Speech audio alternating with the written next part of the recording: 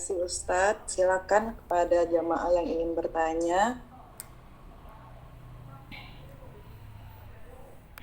Mbak Dia mungkin sudah siap pertanyaan, Mbak Dia. Halo, Assalamualaikum. Waalaikumsalam. Izin Ustadz, Mbak Ika dan semuanya, terima kasih. Akhirnya temanya dikabulkan sedikit terlambat tadi. Untung KI Mas Firly mengingatkan tadi. Kebetulan lagi di Jakarta dari tanggal Minggu yang lalu. Lagi di jalan. Kegiatan. Ya. Izin Ustadz, tentang utang piutang tadi, bagaimana ketika yang kita hutangi itu sudah kita coba tagih, tapi memutuskan silaturahmi, mulai kita datangi rumahnya selalu tidak ada, kita WhatsApp nggak dibalas, kita telepon nggak diangkat, kita DM juga dicuekin, sementara beliaunya itu aktif berkomunikasi juga dengan orang lain di sosial media juga. Nah itu gimana ya Ustaz? Mau diikhlaskan kok kita butuh masih gitu. Iya. Itu namanya muntaber, tante, mundur tanpa berita itu. Itu memang sih salah Ustadz satu. Ustadz ini lagi didengerin banyak orang di kamar rame-rame. Mungkin itu salah satu Ketawa sifat dari para pengutang. Jadi muntaber itu memang sifat dari para pengutang, mundur tanpa berita ya. Mulai ganti nomor telepon dan lain sebagainya. Yang pertama, dosa yang dia dapatkan adalah dukhulul jannah man qati'ar rahim. Rasul tidak akan masuk surga orang yang memutuskan silaturahmi. Jadi orang yang perkara hutang lalu kemudian dia memutuskan silaturahmi, maka dia tidak akan masuk surga. Itu yang pertama yang perlu dicatat untuk para penghutang. Wahai para orang-orang yang suka menghutang, hati-hati kalau kalian berlari dengan memutuskan silaturahmi, dengan mengganti nomor handphone dan lain sebagainya, maka kalian tidak akan masuk ke dalam surga Allah Subhanahu wa taala. Kedua, nak diikhlaskan kita ini perlu Ustaz, karena duit itu juga mungkin termasuk duit yang besar Ustaz. Jadi cak mana? Kita punya kewajiban lagi 3 kali kan.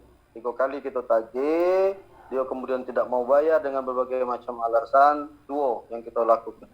Apakah kita akan mengikhlaskan atau kita akan kelak tagih di akhirat Allah Subhanahu wa taala. Jadi kalau memang dia sudah ada bayar, dah baca kita nak masalahnya kan. Kalau di perkara dalam dunia ini ketika dia di penjara, duit hilang kan.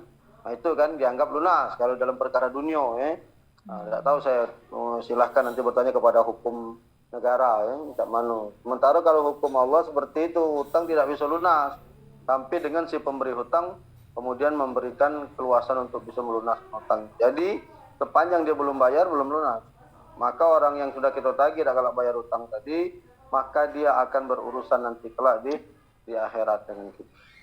Nah itulah kan.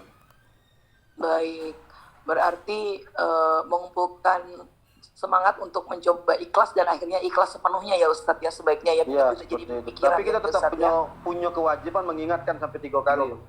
Kalau sudah 3 kali lebih lagi. Ingatkan. Sudah lebih Ustadz, lumayan.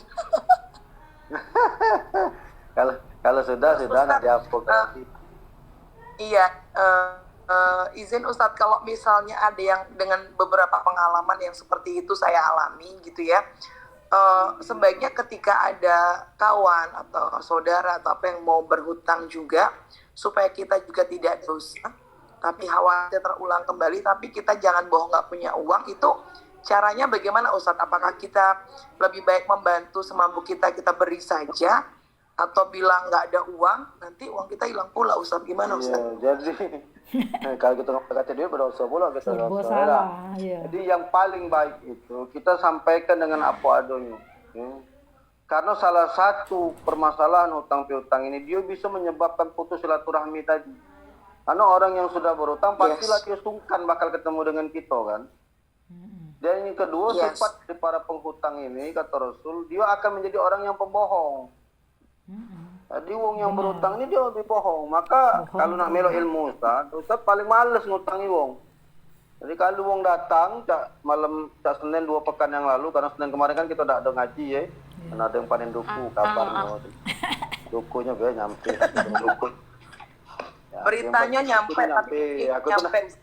Iya pecahnya. Waktu ngomong tuh beli di pasar. Cuma kejengok tuh daunnya masih kan, berarti kayaknya baru membeknya, mungkin lagi panen duku mengkali. Kita tahu 2 Senin yang lalu Ustaz sudah sampaikan kalau Ustaz mau datang minjam duit misalnya 1 juta ya. Karena juga diajar ke guru aku sebenarnya.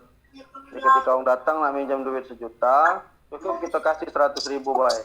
Kalau harga ongkos dia datang ke sini, lalu Ustadz biasanya, nah ini ongkos kau balik 10.000 misalnya naik angkot atau naik gojek, nah ini aku tunjuk duit 100.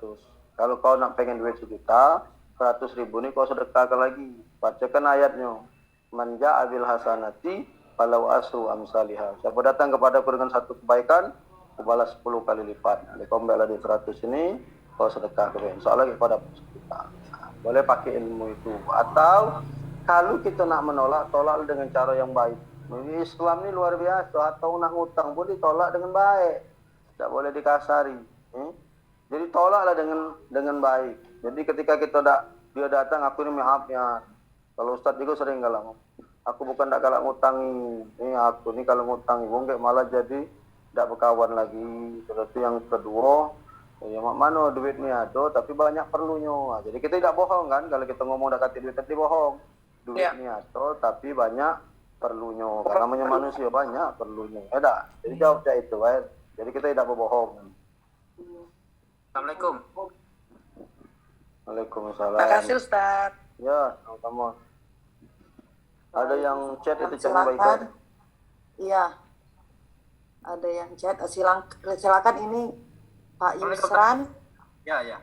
Ya, silakan Pak Yusran. Nanti yang Alhamdulillah. chat akan dibacakan setelah ini. Linggau ya, Pak Yusran Linggau ya. Ya, Ustaz. Ya. Alhamdulillah. Alhamdulillah. Apa Ustaz? Masalah utang ini barusan tadi, Ustaz. Ada orang nak berutang, Ustaz. Nah, Habis balik sholat tadi. Masya Allah. Nah, kita tuh nak bohong mana itu? Kalau di pribadi aku memang kebetulan jumlah nominal yang nak dipinjamkan itu tidak kaki. Cuman duit di tempat lain, misalnya di Bank Bini, ada. Tapi ngomongnya aku yang ada dengan aku baik bahwa tidak mencukupi. Kira-kira termasuk bohong, dosa atau tidak, Ustaz? ya kalau memang tidak cukup, tak ada bohong. Yang kedua, Ustaz, katanya kalau kita tidak rela dengan utang yang uang berutang dengan kita kan, kita tidak rela. Tapi katanya jadi investasi akhirat. Benar tidak, Ustaz? Jadi apa? Investasi akhirat. Ya itulah yang ana ngomong tadi tuh. Jadi kalau kita ngutang yang itu dua, nak kita ikhlaskan kita dapat pahala di dunia dan bagi pahala sedekah. Kalau tidak, itu tadi jadi urusan di akhirat. Ya. Agak si berhutang itu, kemudian pasti akan disuruh Allah datang kepada kita. Jadi investasi kita tadi macam itu. Nah, yang pertama tadi, Ustaz, itu bohong tidak itu? Tidak, kalau memang tidak cukup kan memang tidak cukup duitnya kan. Tapi di tempat lain ada misalnya. Di orang rumah kan bukan di kita misalnya. Ya, kita caranya ngomong macam ini. Aku nih senang be, aku tidak megang duit macam itu. Nah, jadi kalau tidak megang kan memang tidak ada bohong, kita tidak pegang duit kan. Nah, Nah, itu sebenarnya ilmu Abu Nawas juga ngajar orang bohong juga, tapi bohong dalam kebaikan, ya enggak. Jadi kalau ada orang datang nak utang, aku tidak megang duit sebanyak itu. Nah, memang kita tidak megang duit sebanyak itu. Ya, kita benar. gitu. cuma di Bank Bini kan. Kita tidak ada ngomong ke soal di bank atau di mana. Kita ngomong aku tidak megang duit banyak itu. Tidak ada megang duit kan. Memang kita lagi tidak megang duit, lagi megang pempek misalnya kan. Kita tidak ada megang duit. Sekarang. Siap, yang lain chat itu apa Mbak Ika? Oke, Baik, ya, kita baca yang dari chat dulu ya Ustadz. Ini ada pertanyaan dari Pak Abdullah. Assalamualaikum, bagaimana orang yang berhutang dengan kita, tapi orang tersebut menjaminkan barang jaminan? Apakah barang yang dijaminkan itu bisa kita pakai untuk keperluan kita? Gitu pertanyaannya Ustadz. Oke, kalau orang menjaminkan barang berhutang dengan kita dengan jaminan haram, hukumnya memanfaatkan jaminan kecuali atas izin si penghutang. Jadi misalnya ini banyak kejadian di dusun ini baik. Misalnya gua gadi ke sawah. Nah, sawah nih aku nak ngawin karena sawah ini ku gadi ke 30 juta. Lalu yang minjami duit, dia menguasai lahan tadi lalu dia cocok tanam.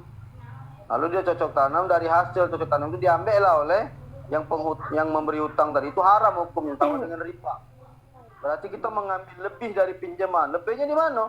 Lebihnya di lahan yang kita manfaatkan tadi. Satu. Kedua, bagaimana orang yang berhutang ini bisa bayar kalau lahannya itu kita manfaatkan. Yang benar itu kita ngutangi dia duit, mungkin sertifikatnya kita pegang, lahannya tetap dia yang menguasainya, dia yang nanaminya, dia yang usahakannya, biar dia bisa bayar hutang dengan dengan kita. Itu bukan cuma tanah ya, termasuk motor, mobil dan lain sebagainya. Ketika kita memanfaatkan barang jaminan itu, disitulah dosanya. Kita kata guru anak itu sama dengan riba, kecuali kita izin akad. Udah ada orang datang misalnya, Ustaz, aku ngutang duit Ustaz dengan Ustaz Payo. Utang berapa? Utang sekian Ustaz, aku nyamin ke mobil Payo. Terima kasih, sudah selesai akad utang piutangnya, catat, disaksikan oleh saksi. Lalu kita ngomong, aku minta maaf kalau sekali-sekali atau aku lagi ada perlu mobil kau aku pakai, mana ikhlas tak? Oh silakan Ustaz, boleh. Itu sudah beda akadnya, ya. Tetapi ketika dia ngadikan barang, lalu barang itu kita pakai tanpa seizin yang punya, berdosa. Itu termasuk riba, mengambil lebih dari pinjaman seperti itu, baik. Ya. Baik, terima kasih.